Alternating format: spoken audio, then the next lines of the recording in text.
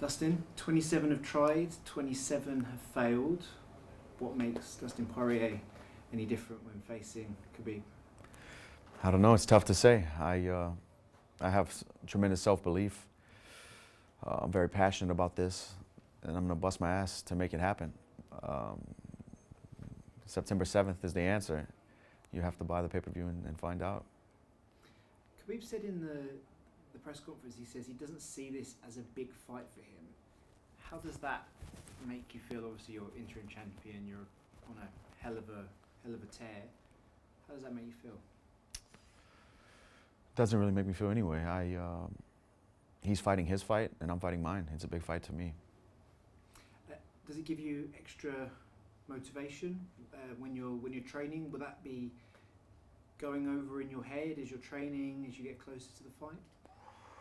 I'm extremely motivated. I don't know if I can do more than I'm already doing or push myself any harder. You know, I'm coming September 7th to be the undisputed world champion by any means. And you're the underdog again. Seemingly every fight that you go into, despite the fact you're on this tear, every fight you go into, you're the underdog. Do you thrive off that status? I mean, I'm just used to it now. I don't.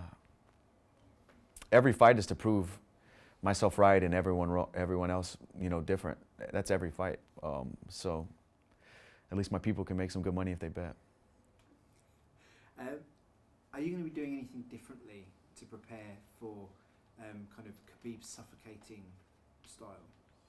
It's a good word to use, suffocating. Yeah, I have great wrestling coaches back in American Top Team.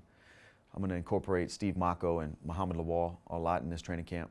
And we're also going to bring some guys in, some wrestlers and some great grapplers. But just the wrestling and mat grappling scenarios, we're going to focus on a little bit more than my previous camps. So you're going to just get people to kind of sit on you for 25 minutes at a time, just to try and see how well you cope? Kinda, not really, but yeah. How do you assess his striking ability? Obviously, everyone is talking about his suffocating style. Obviously, you would much prefer for this to probably stay standing. What do you think of his ability from what you've watched of his previous fights? I think he's technically pretty sound with basic boxing and stuff like that, but I think the success he has on the feet is more because people are so worried about the wrestling and the grappling and the takedown threat that they forget they're in a fist fight. I think that's where he finds his success, and you know, I'll be prepared for everything.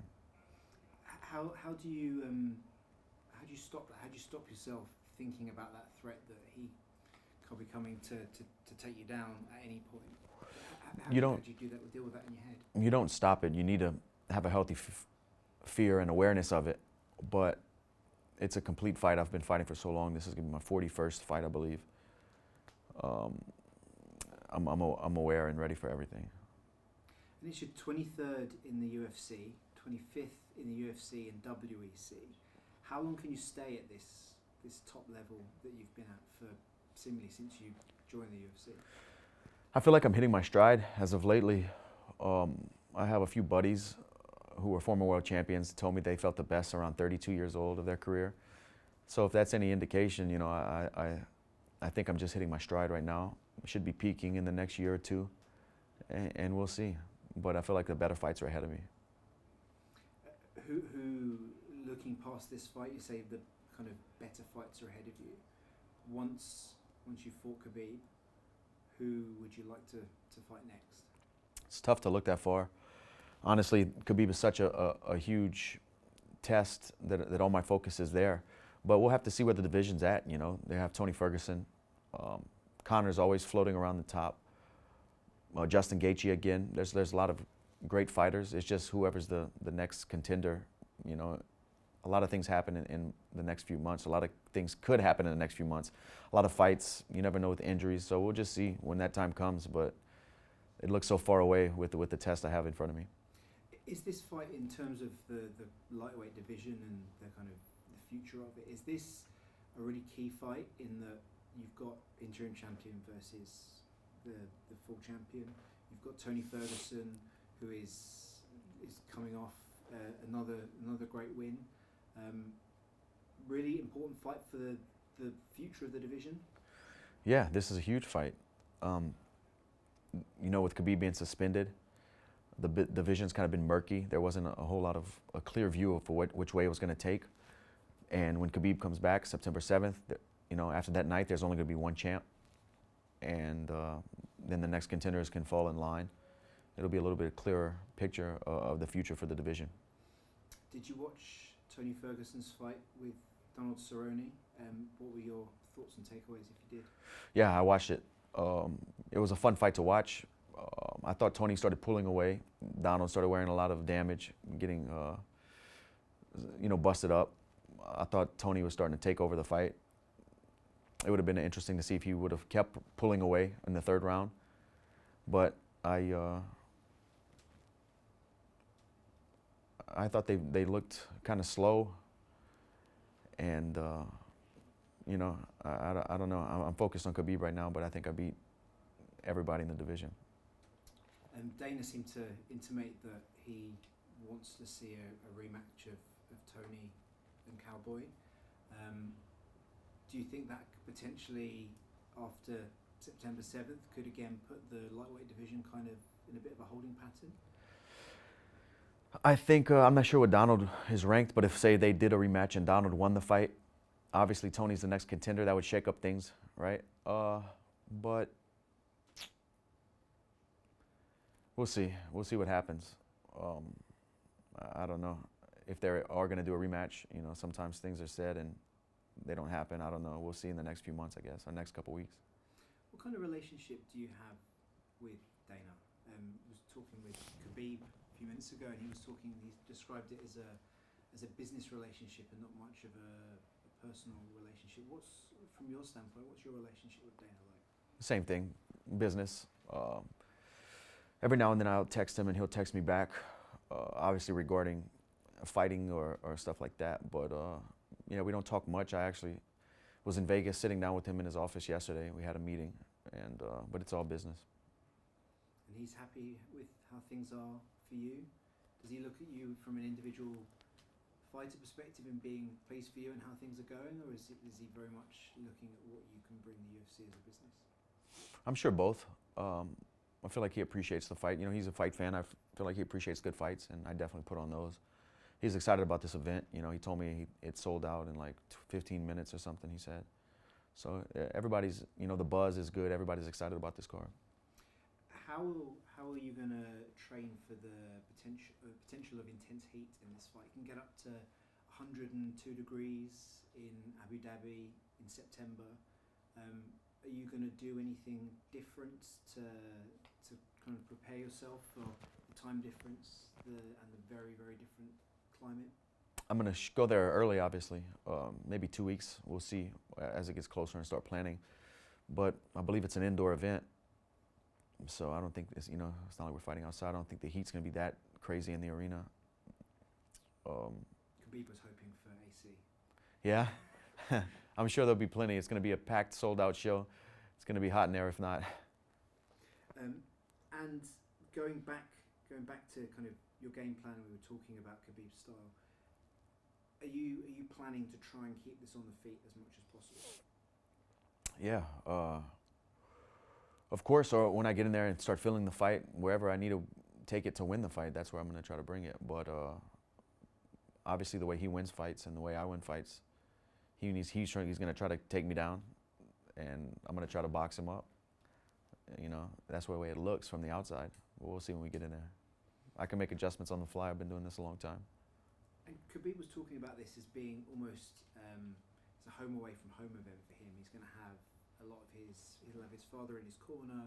He'll have a lot of his family and friends there who might not have been able to have seen him in previous UFC fights because of visa issues in the States. Will that affect you at all, do you think? Unless they can get in the cage and fight for him, I don't believe so. So the fact that it's going to be a very Khabib supporting crowd, you won't feel that? I'll feel the I'll hear the boos and stuff like that. But like I said, man, I've been doing this so long. I've been booed against and been the underdog so many times that when the bell rings, it's just me and Khabib.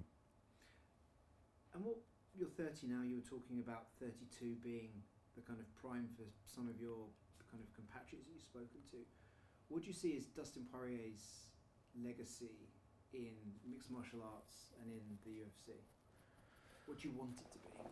I think with the win over Khabib, I cement myself as the best lightweight to ever fight in the UFC. If you look at my, last 4 or 5 fights, that run of former and current world champions, and then if I go out there and beat a guy who's never been defeated in 27 fights, it's safe to say I might be one of the best lightweights to ever put on a pair of 4-ounce gloves. That's what I want my legacy to be. Somebody who went out and left it all out there every time and came back from adversity and learned lessons along the road and represented himself and his family well, and used his platform to benefit people every time he could. I have a nonprofit that I use these fights to help spread the word of or causes that we're raising money for, and yeah, that's what I want to be known for, somebody who fought the good fight, man. And once you conquer the lightweight division, what next? Go up, go back down? I'll never fight at 145 again. If anything, I would move up in the future.